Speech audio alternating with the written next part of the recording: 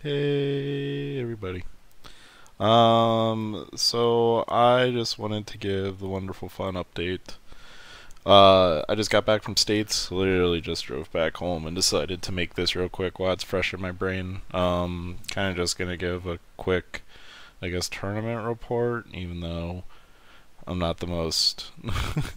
Like, it's cool I won States, it's cool I got a play mat, but was it like a satisfying win? In my opinion, not really. I'll kind of go into it a bit why. If you see, if you see like a deck profile or something there, I'll kind of give the rundown of what happened. So I should mention I'm from Omaha, so I play in the Nebraska states. The Nebraska states were 2 hours away from me, so they were in a small town called Grand Island. I'm not sure what the population is out there, but it feels like it's got to be a lot smaller than Omaha, seeing as Omaha is the largest city in Nebraska. Um, so the amount of people that showed up was it was initially 8, and then 2 more drifted in. So there was only, I think, 10 people. Might have been 10 or 12, but I think it was 10. Um, it was 4 people from Omaha, some from somewhere else, and then I think everybody else is local. So it was basically a local. It was like a 6-round local, is the best way to put it. So I did have to play 6 rounds with this, but just keep in mind that there was only 10 people, so I was like guaranteed to make top 8 regardless of what was happening. I think you just had to win one game and you made top 8. But then you just had to play through top 8, which then that's where it's kind of a little bit harder, or a little bit more pressure. But having the sideboard and playing best 2 out of 3 was a little bit better. By the way, whoever goddamn decided that not playing 2 out of 3 on every single round is not the correct way to go. That was so stupid. When I show up and it's it's like playing a local, like a best of 1 tournament. I understand why. Playing the starter deck Goku Mirror was it was time consuming, and I felt like we were all playing at a reasonable pace, but fucking best of 1s into best of 3s are the most triggering things to me on the whole entire face of the earth, being a competitive player. Um, so I was initially going to be bringing Blue Green Cell ever since the Cold Bloodlust update. I felt like Blue Green Cell was probably one of the stronger picks. I felt like I was correct in that means. There was a lot of starter deck Goku there that I feel don't have the best matchup against Blue Green Cell or just Cell in general.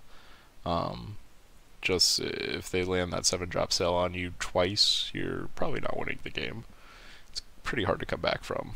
But I audibled into a deck that I was comfortable with, and I had a little bit of testing against Cell already, which was against when I did the playtesting video against my friend Tam that I posted. So I did have a couple playtest games against Cell, so I kind of knew how the matchup worked in my head. So I had a comfortable way of playing it. The one thing that was going through my head is there was a lot of starter deck Goku. So I was just like, oh, okay, so I'm playing Blue Green Cell, which really its truest and only way to win is by playing Cell and attacking with Cell. So I was just like, what if they kill it? And then I don't really win the game from there. But um, that's like why I shifted off of it. But it was kind of a regret. I should have played Blue Green Cell. Um, but I went with this. I went with my psyched up starter deck Goku list. Um, the only change that I made was -1 of the vanilla trunks for a Leap to the Future trunks, which whoever suggested that comments wise when I showed this deck off, thank you, because that card was fucking awesome. I would only keep it as a 1 of. I wouldn't ever put it more than that, because there were some times where it gets stuck in my hand and I'm just like, well, I don't want to play it as mana because that's weird. It's really only good for one thing and one thing only, and that, or two things actually. It's for playing Go Tank Psyched Up, or it's for searching out the 5 mana Go Tanks and having some crazy fucking plays. So we can go do a breakdown of the rounds. So round one, I played against a Metacooler player who I think was playing like 29 of those goddamn fucking things. That match went super quick. The guy, I felt really bad. He didn't know what exactly he was doing. That, and I there was like some times where I had to play for him. I never played Metacooler, but like when I have to play for my opponent, in a sense, it's a little tilting. So the opponent was a little inexperienced, but I just swept through that game really quickly. Felt in control the whole entire time. Eventually, once you start playing Psyched Ups, you're playing Kales against Metacooler. Kale's a super busted card. He wasn't attacking me below, so I was able to result a training. Standard starter deck Goku stuff was happening. Pretty easy round one, no issues. Won that game. And then round two was against Blue Red Vegeta, which is played by a local, or an Omaha player, so someone who I played against before. He didn't open up Kaba. I think I let him critical me down pretty rapidly. It got to the point where I was generating too much card advantage and dealing too much damage to him that he was more skeptic of trying to flip over and stuff like that. I know there was like one turn where he played Jiren to kill some of my dudes, and then I just killed the Jiren and proceeded to start winning the game even more and more and more. And then eventually you just get to those peak turns when you're playing double Go Tanks. Either playing in like the 5 mana Go Tanks into Psyched Up, or you're just playing double 5 mana Go Tanks and the game gets a little out of their reach after a play like that happens. Never really felt like I was super out of control against him, or if there was like skeptical plays that could have happened where I would have lost. It would have been, he would have had to hit pretty nutty cards at some certain points.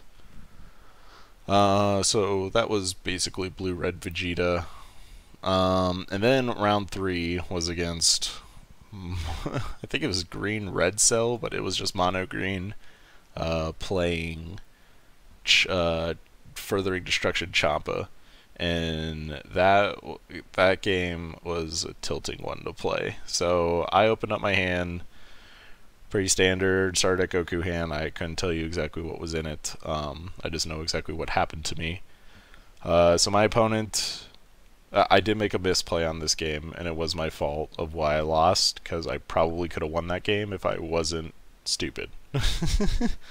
So if you ever lose, don't blame your opponent drawing the nuts. Blame it on yourself for being stupid, for not putting yourself in a better position, because that's what happened to me. So he drew a hand, and the first thing he said was just like, this hand's not that great. I was like, so I was sitting there, I was like, oh, thank God I'm not gonna get, perfect force celled like fucking candy over here. So I think he goes like land pass, then I play a land, and I think I Majin Buu, and then I pass, and that's where I made the mistake. It was on my first turn. Always put a Cell player to 7. That's like a rule of thumb. If they're playing Cell, put them to 7 as fast as you possibly can.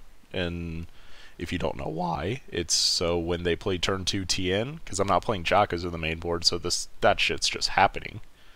When they play TN, they go to 3 life instead of going to 4 life, which is extremely important. If they want to flip over, I should mention. That is so relevant. That 1 life is so relevant, and you will see its relevancy in so many games. It's outrageous, where people just like start throwing cards away to save themselves. So if you play aggressive on their first life, like attack with a 1500 attacker, they have to normally throw 1 card, 2 cards, something like that to save themselves, and normally you're okay with that. If they throw 2 cards and the value that they're getting out of their TN is going to be a +3 instead of a potential, it might be a +2 counting the TN going out of their hand. Because TN goes out of their hand, then they +1, +2, +3. Oh no, it is +3. Oh, but if they save their self, then it goes to a +2, which would be if they play a land pass. Yeah, okay. There's pluses. It's always plus no matter what, but you just want to make that plus as irrelevant as possible, because if Cell gets too many cards in their hand, you're probably not winning that game. It's just highly unlikely. The reason why I didn't like losing to this person is I don't think he was playing any counters. Furthering Destruction Champa was, I think, his only red card, and he's like playing like Android 19s and shit like that. I don't know, just like random shit that I wouldn't expect anybody to be playing. And also he was like, he had like the 5-mana androids and Cell, which, why the fuck? Those cards are just like not good individually. They're good. They're only good in androids when they get +5000 at all times. Oh, I'm so upset I lost to this, but let's go on. So he turned 2 TN me, hit the nuts, flipped over, did all of his shit, did common Cell stuff. Turn 3, he perfect 4 celled me, because of course he did. So I was down to 3 cards, and I think none of those 3 cards were get out of jail free cards. That's, I think, like where the biggest weakness of my deck is that your only option is when you get put down to 3 is I'm not playing the promo Gohan. So the promo Gohan makes it kind of okay, so that you just like promo Gohan their fucking thing, and then it's dead. So they just like waste 5 cards to put you down to 3 cards, which is perfectly fine. Also, I think I took a shitload of life from him playing Furthering Destruction Chappas and, just 5-mana Cell hitting me in the goddamn face and shit like that. Just tilting stuff all over the place.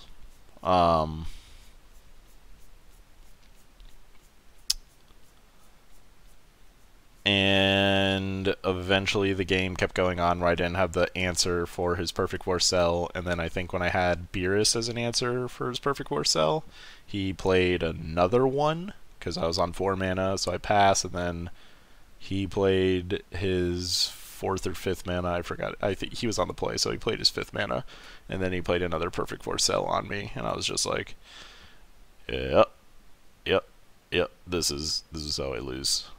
So, not gonna beat double Cell. It's just one of those things where if I'm 1-for-1ing while he's 8 for 1000ing me, it's just not gonna work out. So that's how that game went, and I lost that one. Still made top 8 because, as I said previously, 10 people. I only had to win 1 game to make top 8. So I was guaranteed a top 8 mat. That was like the main thing I wanted, was one of the mats. Obviously, the champion mat was the one I was seeking for, rather than a top 8 mat.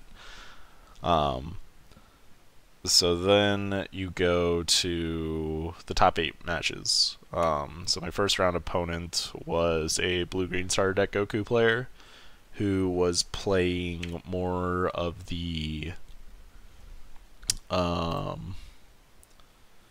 let's see let's find what deck he was playing. Actually, he was playing more of like something like this. What is this from? Is this like Crisabella? Yep. I was playing against these lists all goddamn day. So my 2 top 8 matches before my last one, which was against the Cell player, was all this. Yeah. So I already knew that they were playing full power Trunks. I already knew that they were playing Returning Evil Golden Frieza, stuff like that. This guy was playing 4 Resulted Training. You are a monster. What a monster. I guess it gives him a lot of sideboard options. And he's playing Expanding Energy Android 17. I can feel this. This card is a good, sweet comeback card against like Cell and stuff like that. It draws you 3 cards when it attacks sometimes. It's sweet. So yeah, I was playing against this list 100%.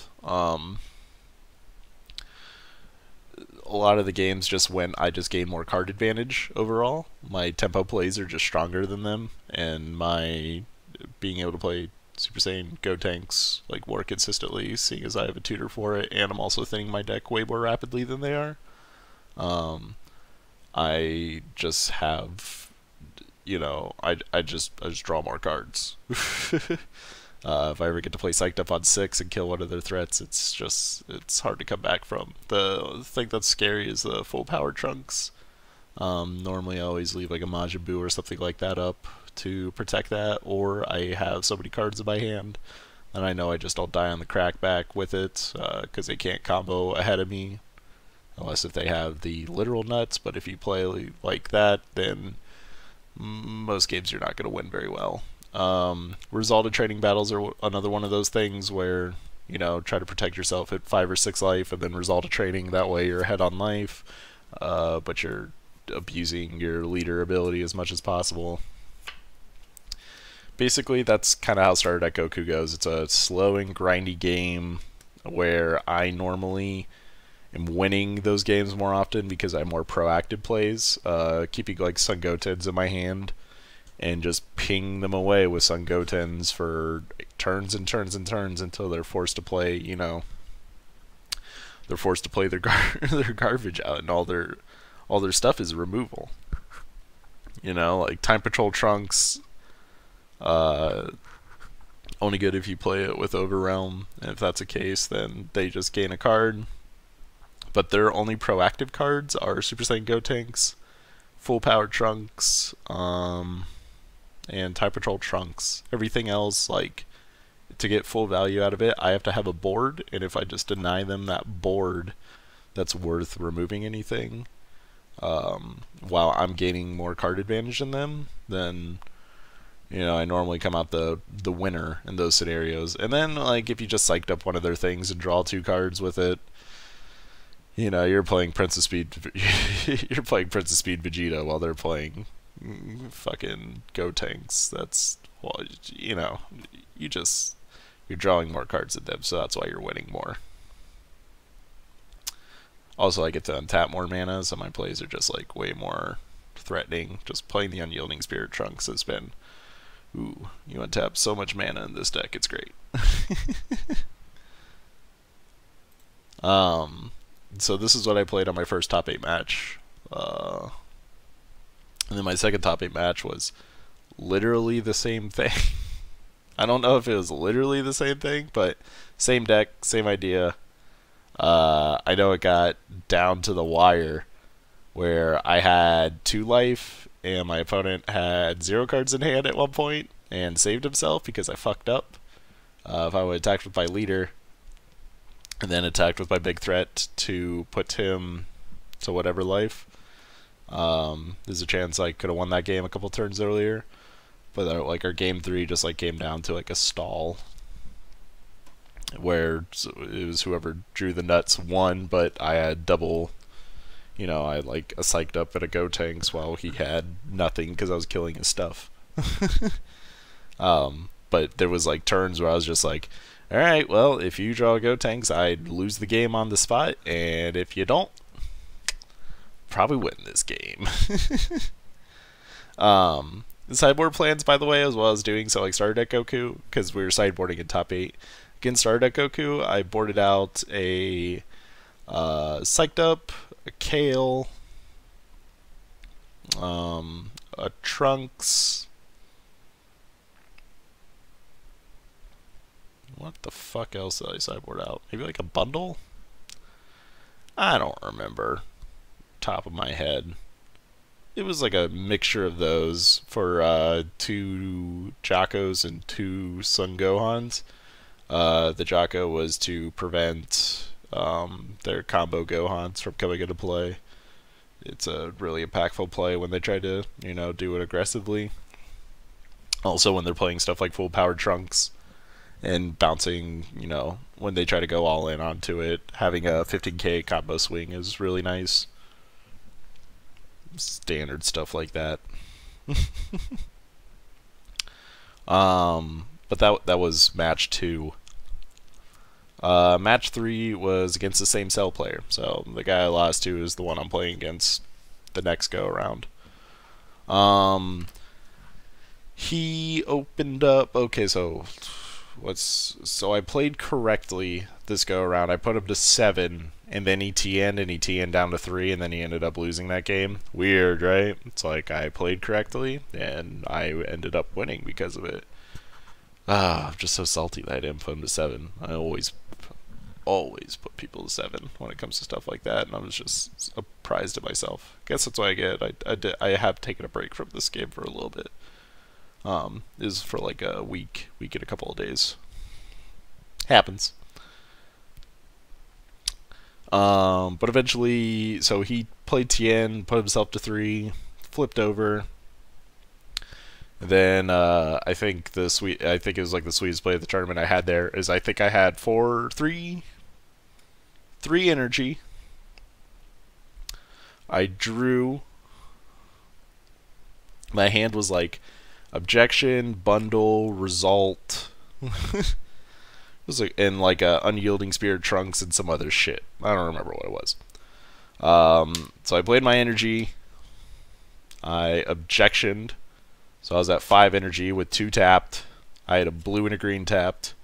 I attacked with my leader. I untapped one of my blue energy, and then I unyielding spirit trunks to untap my green energy. He saved himself with whatever fucking card. I don't really care at that rate. Then I was able to result a training while I was at, I think, 6 life, and draw 2 cards from there. So I gave up roughly all my hand to have 15k power, and also to awaken 2 turns earlier, so I don't get, Cell stops dorking me out like crazy, and I don't get cheesed. Me gaining that card, like me spending those kind of cards to gain my card advantage back, like in a lot slower of a pace, is like a lot better against Cell instead of doing it all in one burst, because Cell really, that's where Cell like punishes you, is when you get all your cards in a real burst manner. And then after that happened, I think I ended up killing Perfect Force Cell, psyched up Gotenks kind of stuff, psyched up Gotenks and Beerus's, and it all went downhill from there, and I eventually just like won out, didn't feel close on that game 1, because I started playing correctly. Game 2 was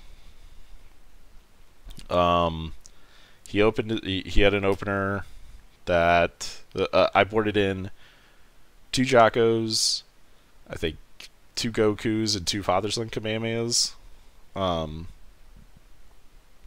So I boarded out like 6 cards in, took out like Psyched Ups, Kale, Trunks, I think like a bundle, a Goku, and a Rosalda training? Yeah, I think somewhere in there. I think those are the 6 cards I took out. Normally I like take out one-ofs when I board out, because there's like some cards that are situational that are still really nice to have. Because he was playing more androids, so like Kale's still like a solid card to play against him. Just like killing something and then swinging and gaining card advantage like at a slower pace. It's kind of nice. But I think that's what I boarded out. He had a really slow hand. I had opened up Jocko. He didn't have TN on 2. If he did, I would have Jocko'd it and then, dealt with the punishments later. But he was a turn behind, which is better for me. And what the game boiled down to is I left my opponent at 5 life. He had no way to flip himself over at that rate. He he attacked with his leader, who's at 10, and then put a Champa on it. And then he tried putting a 10k combo, one of the Trunks 10k combos, onto his leader when he is at 5 life. So he did it, he drew the card, and then I just, immediately just had to be like, I don't know if it's a dick move, but I feel like if you're playing at something like ARG States or something like that, when people do this, it kind of like triggers me when a lot of people are watching as well. By a lot, I mean it was like the judge and 3 other people. Well, it's just like he drew a card. Like, he played it, he drew a card, and in Magic, when you draw cards when you're not allowed to draw cards, it's drawing extra cards, which is a game loss. Obviously, the judge is a lot more lenient here because the card was identifiable, but when a card gets drawn and touches your hand, technically, it's not identifiable after that. I'm not complaining, I'm just saying it's just like if I'm a card game judge and you gotta look at it objectively, those are things you look for.